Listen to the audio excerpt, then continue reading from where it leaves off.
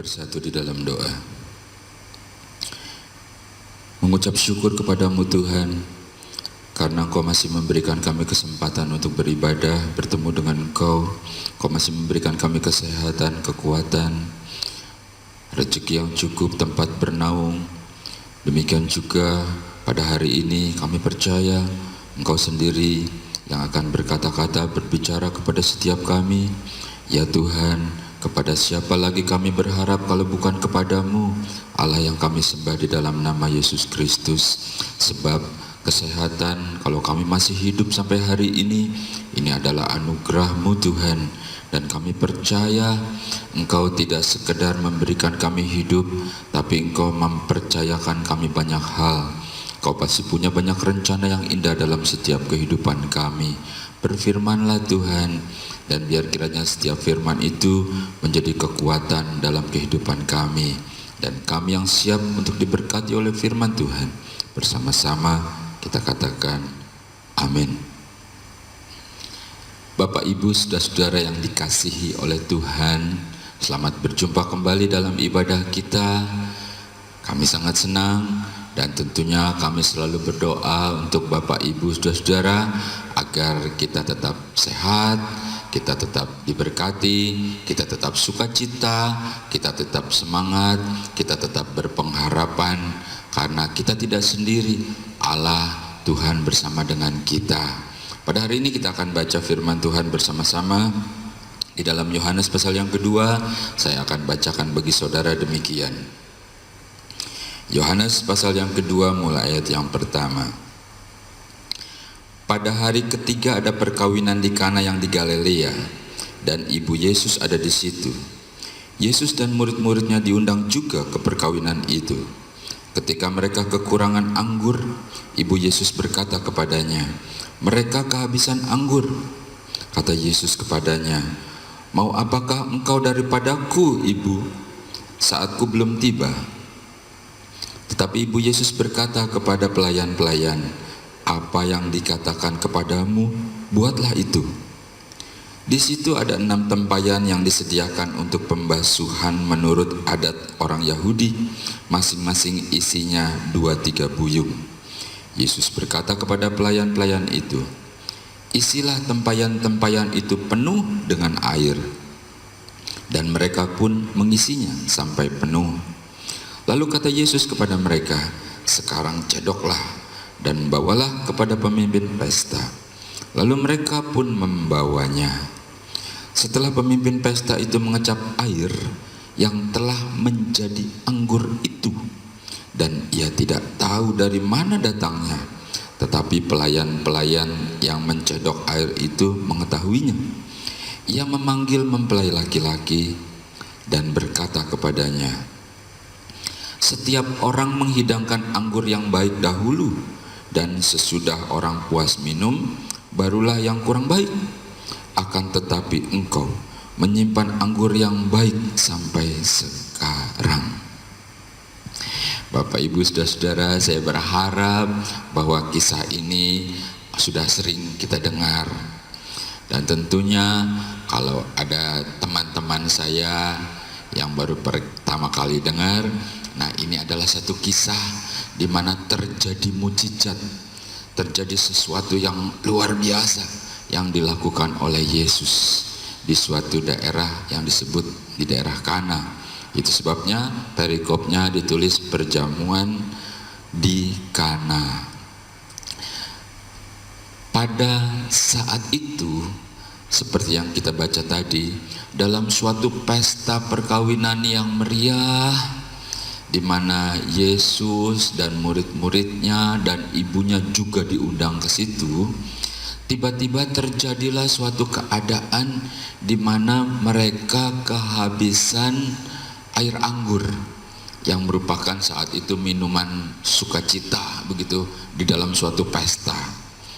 Dan ini merupakan suatu hal yang tidak boleh terjadi, sebab apa yang akan terjadi kalau dalam suatu pesta tiba-tiba makanannya habis atau minumannya habis? Waduh, itu akan membuat jadi malu, itu akan membuat jadi cemoohan, itu akan membuat jadi cerita di mana-mana, bukan cerita yang baik, cerita yang memalukan, dan sebagainya dan sebagainya. Jadi sangat tidak diharapkan banget.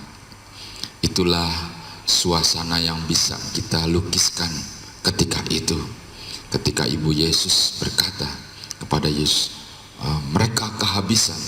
Padahal itu situasinya dikatakan mereka sudah mulai kekurangan, berarti stok sudah menipis. Tetapi Ibu Yesus lebih mendramatisir, mereka kehabisan air anggur.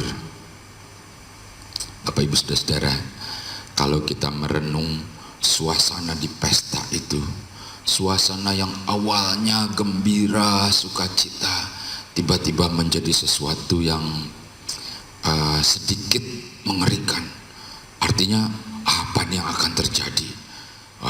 Apalagi si pengantin pria tentunya, bukan? Wah, dia yang memiliki hajat itu. Kalau dia sudah tahu air anggur sudah mau habis, begitu ya, wah, dia mungkin sudah takut sekali. Keadaan memang bisa berubah. Dari keadaan yang tenang, keadaan yang sukacita, semuanya baik-baik, bisa berubah. Karena apapun bisa terjadi. Kita pun, setiap kita mengalami, bukan? Kita tahu sebelum adanya COVID-19, semua berjalan begitu baik, semua berjalan lancar, planning sudah dibuat, semua sudah diatur, program-program, tetapi semua seakan-akan harus dirombak total. Bukan cuma sekedar itu, seorang ahli juga berkata, bahkan seorang pebisnis juga berkata, jangan dulu berpikir profit, bisa hidup aja nih udah baik. Bayangkan, seakan-akan begitu mencekam. Memang berita dunia tidak pernah ada berita baik. Cuma berita Injil adalah kabar baik bagi kita semua. Bapak Ibu Saudara, dalam keadaan suasana pesta yang meriah, tiba-tiba menjadi sesuatu yang menakutkan, mungkin akan memalukan, mungkin akan dicemooh, merugikan, dan lain-lain. Dalam kehidupan sekarang pun seakan-akan terjadi juga. Kalau seandainya kita mencoba untuk merefleksikan keadaan itu dengan keadaan sekarang, saya pikir nggak jauh berbeda. Siapa yang tidak merasa takut? Siapa yang tidak merasa khawatir? Pebisnis mulai khawatir, yang berdagang, yang bekerja juga mulai khawatir, yang punya perusahaan juga sudah mulai menghitung sampai berapa lama dia bisa bertahan. Saya bukan cuma teori, karena saya pelaku bisnis dan saya cek teman-teman saya juga sama, semuanya terkena imbasnya. Yang sekolah, kita lihat bagaimana anak-anak kita begitu sulit dengan peraturan dan sebagainya. Kekhawatiran itu pasti ada, makin mencekam dan seakan-akan semakin terjepit kita. Seperti suasana di dalam pesta kawin itu yang tiba-tiba jadi berubah. Kalau keadaan terlalu menekan, keadaan terlalu sukar, itu bisa membuat perangai juga jadi berubah. Kalau seorang suami yang lembut, suami yang baik, kalau keadaan terlalu menekan di dalam tempat pekerjaannya, di dalam usahanya, di dalam keadaan bisnisnya, jangan kaget ibu-ibu kalau tiba-tiba suamimu membentak, tiba-tiba suamimu itu marah, garang. Itu bukan karena engkau salah, itu mungkin karena dia dalam tekanan-tekanan. Apalagi kalau dia berpikir untuk yang lebih besar lagi, semakin besar skalanya, tekanannya juga semakin besar, bukan? Nah, seperti itu bisa merubah keadaan. Lalu bagaimana kita menyikapinya supaya kita bisa menghadapi keadaan seperti itu?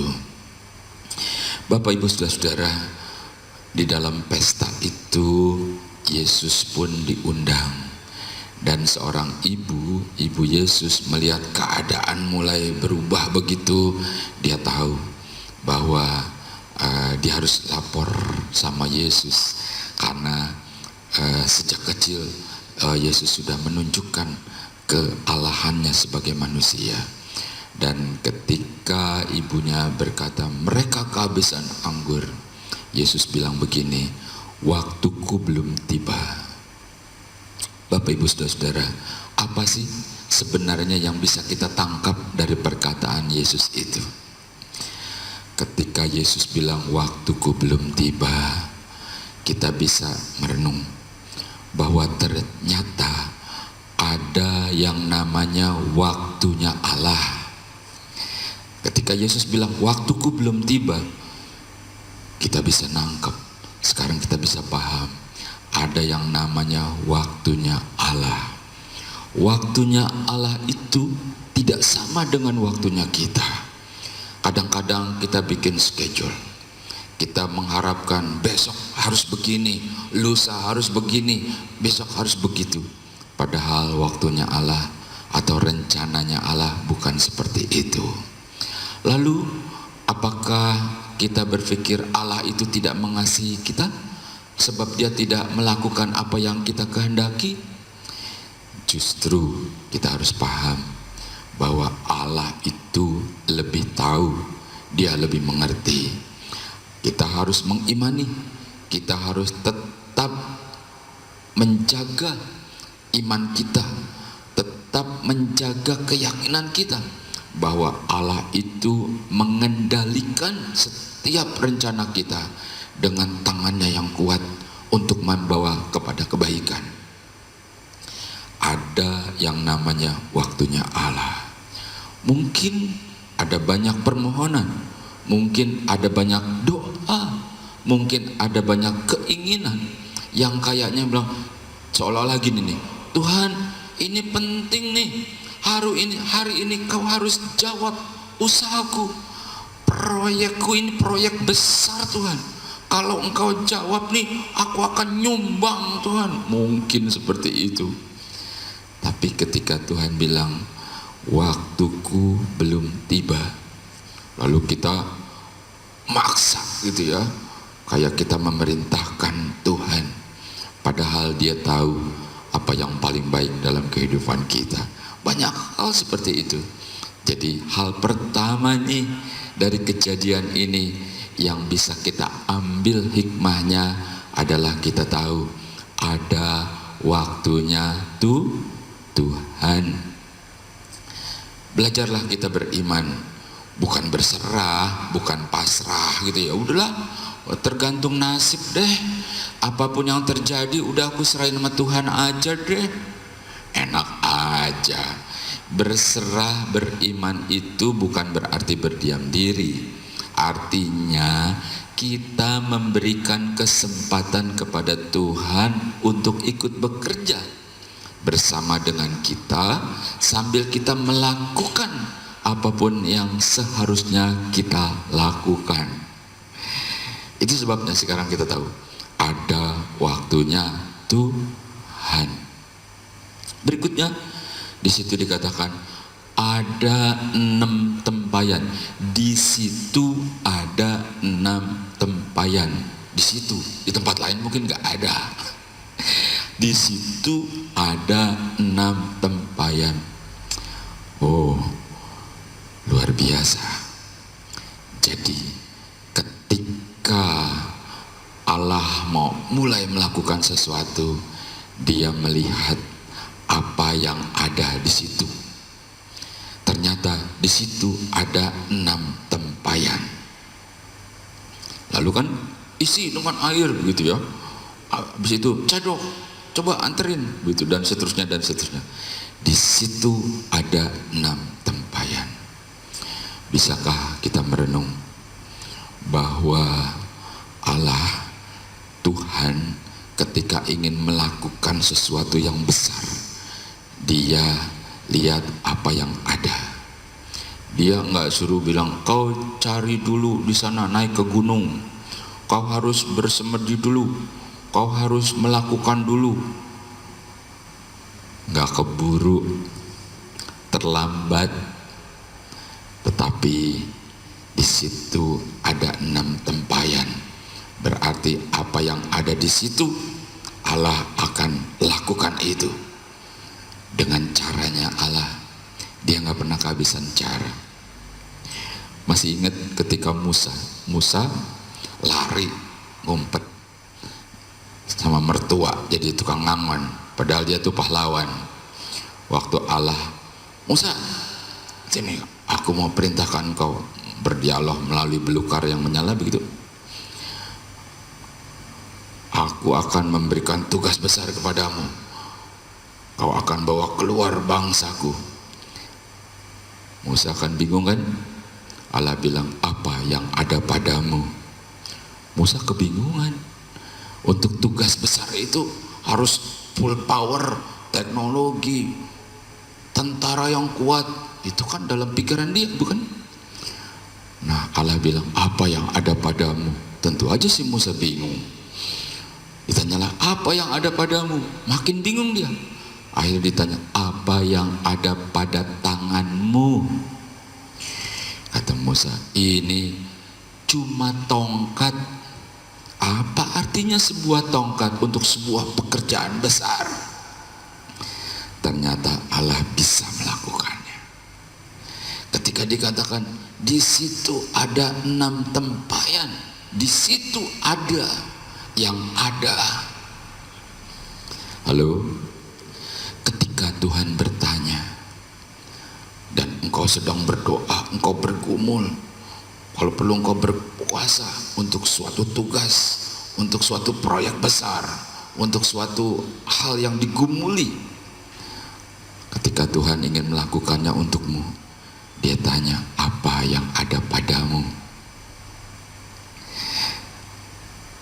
Dia nggak tanya, ini loh syaratnya, ini loh, waduh. Dia cuma bilang, apa yang ada padamu? Di situ ada 6 tempayan. Jadi Tuhan, ini yang aku punya. Tuhan tahu siapa kita. Dia nggak pernah salah, dia nggak pernah keliru. Nama kita, apa yang kita bisa, dia tahu, dan dia siap untuk menggunakannya untuk suatu tugas besar. Lalu Yesus bilang gini, isi tempayan itu sampai penuh. Lalu pelayan-pelayan itu mengisinya, bukan? Kalau tadi pertama ditanya, apa yang ada padamu? Di situ ada 6 tempayan. Artinya apa yang kita punya. Sekarang berikutnya dikatakan, isi sampai penuh. Pelayan-pelayan itu dikatakan mengisi sampai penuh. Bisa nangkep? Iya. Artinya melakukan perintah.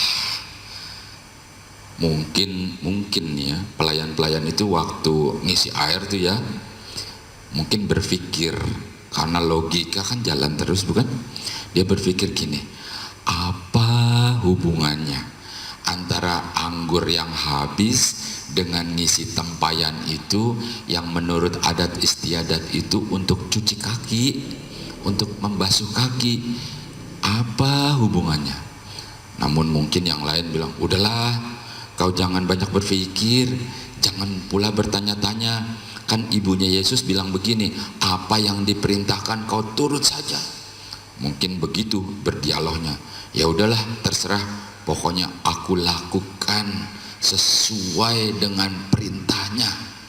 Jadi ketika dibilang isi sampai penuh, harus penuh.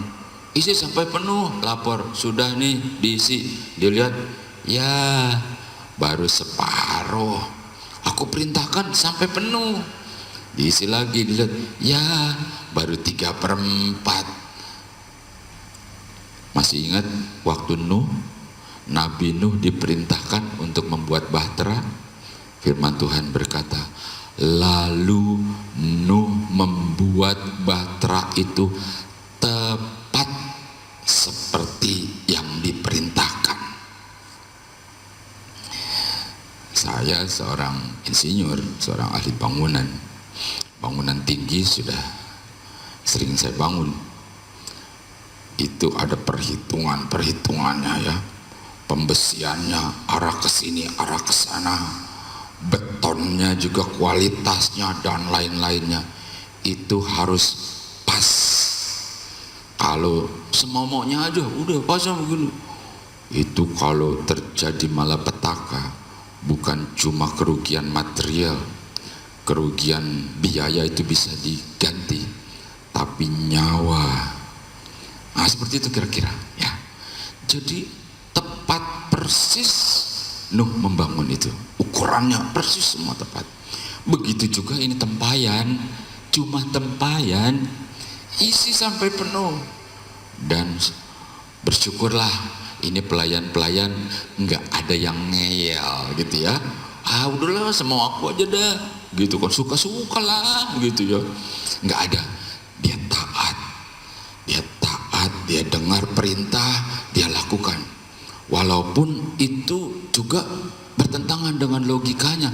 Oh kita lagi kekurangan air anggur, perintahnya bukannya beli di warung, beli di toko, tetapi perintahnya adalah isi tempayan itu sampai penuh. Ya udahlah aku isilah, isi penuh.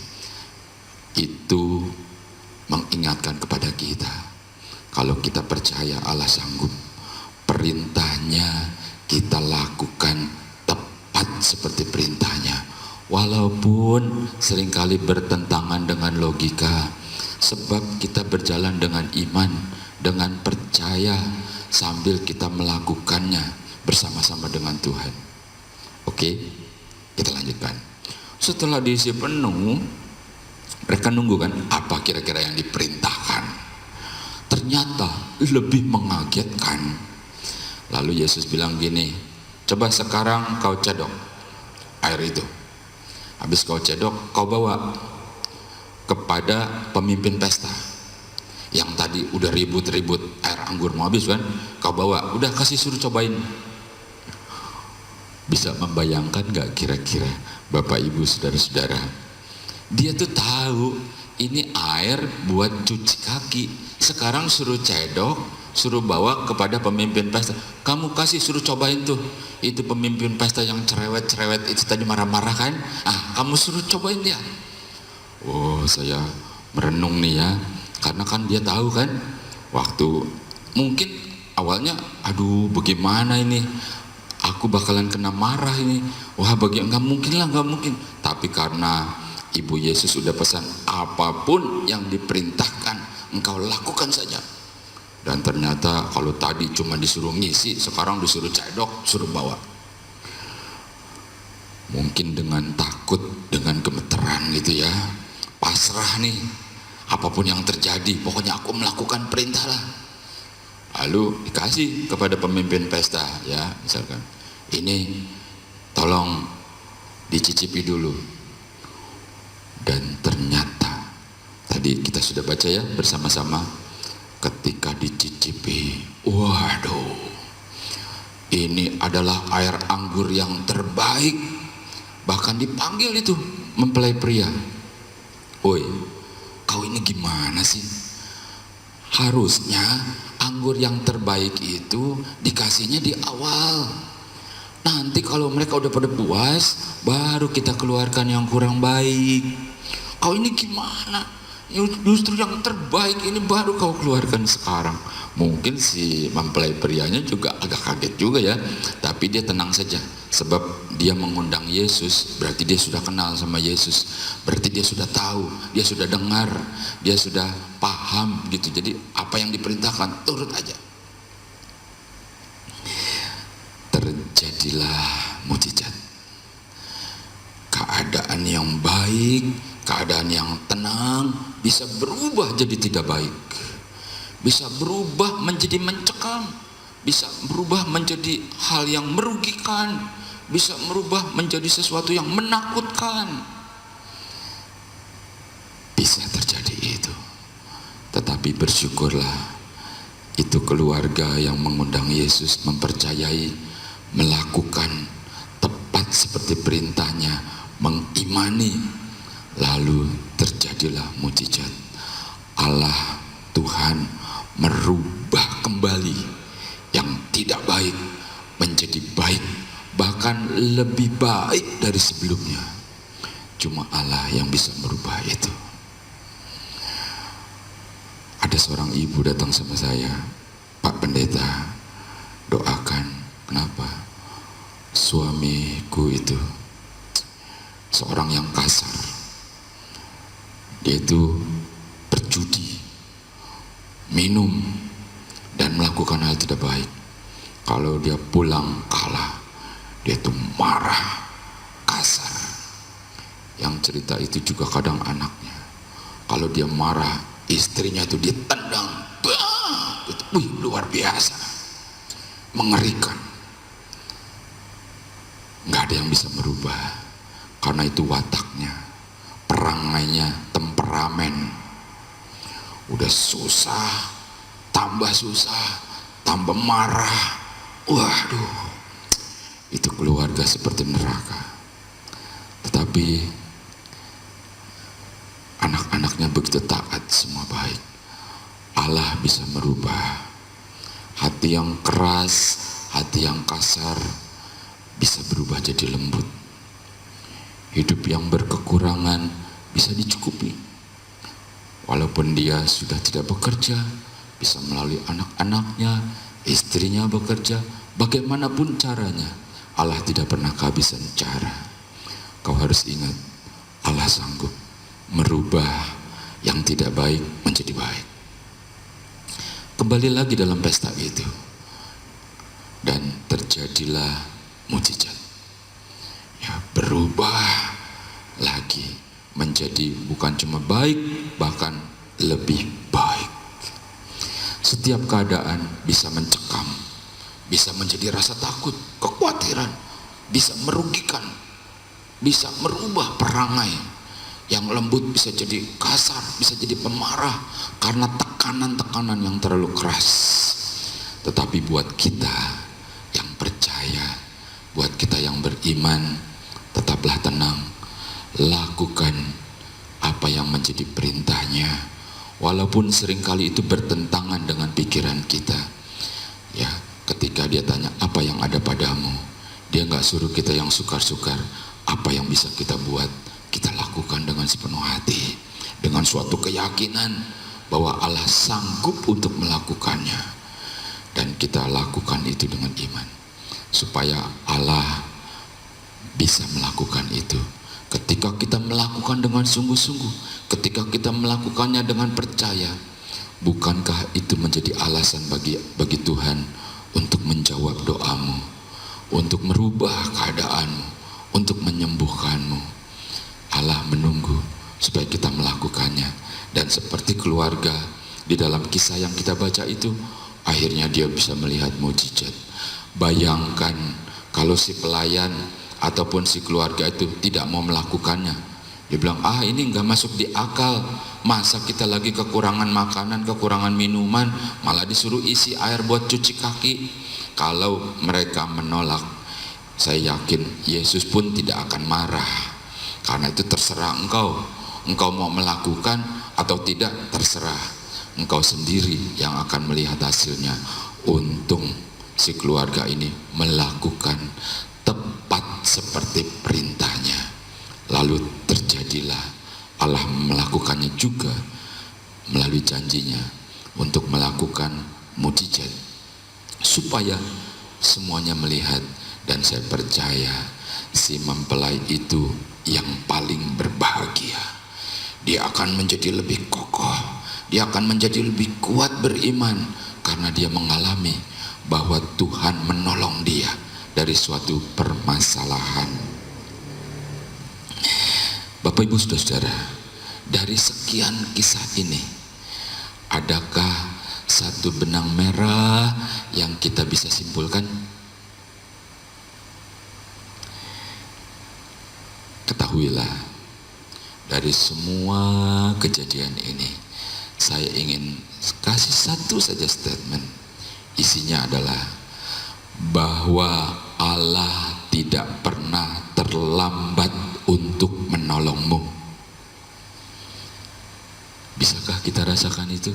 Ya, Allah tidak pernah terlambat. Dia tahu persis. Kita kadang-kadang udah keburu lemah duluan, bukan? Kita kadang-kadang udah terasa khawatir.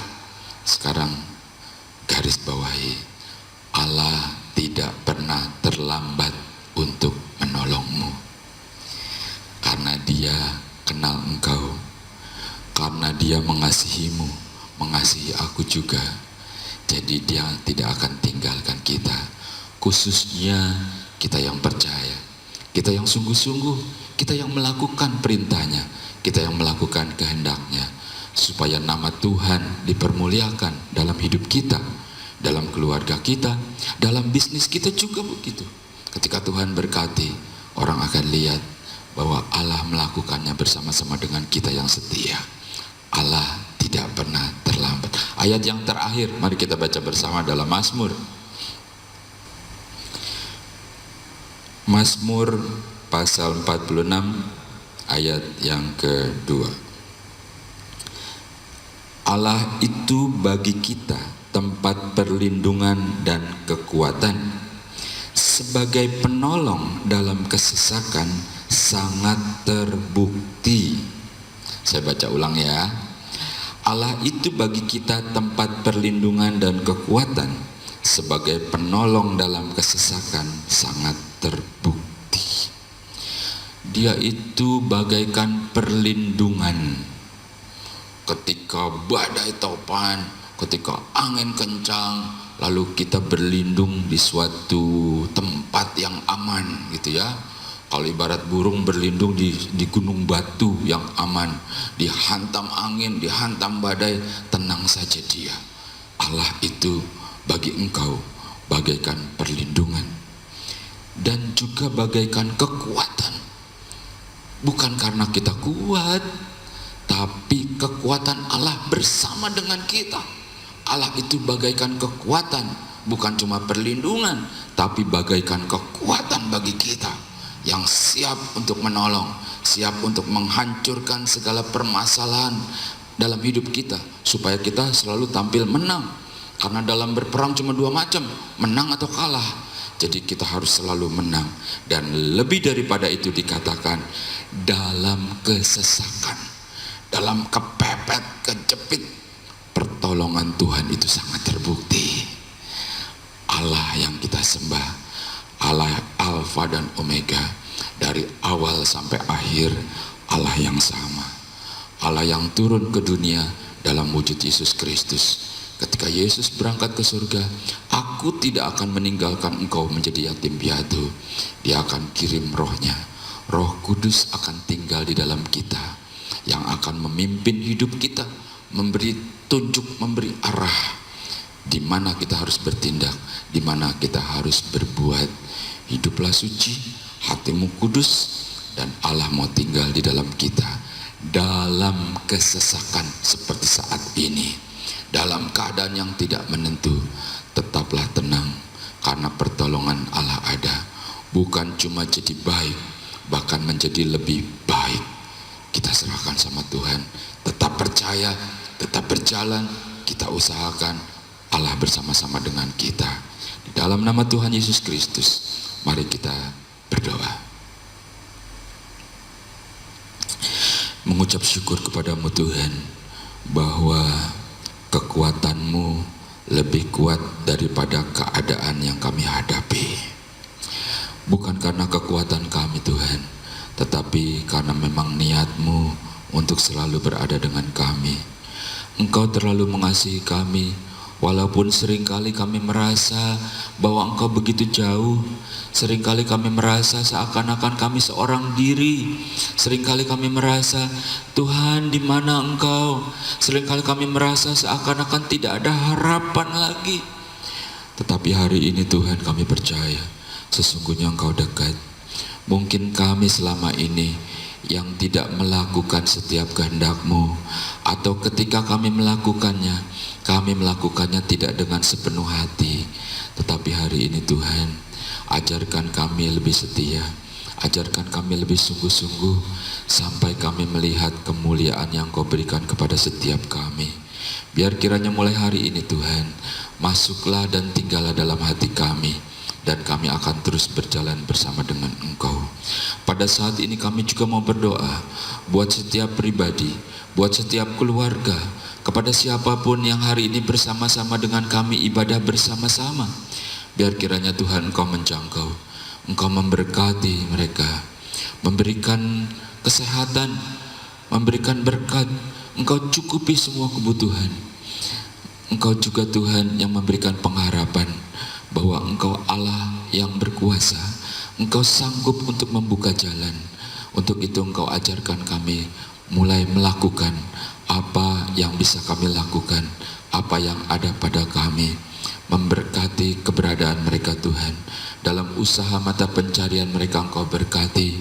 Apakah mereka sebagai pedagang, sebagai pengusaha, sebagai saleskah, apapun yang dipercayakan untuk dikerjakan di dalam tangan-Mu Tuhan, biar kiranya Engkau berkati tangan mereka, sehingga apa yang dipegangnya Engkau jadikan berhasil.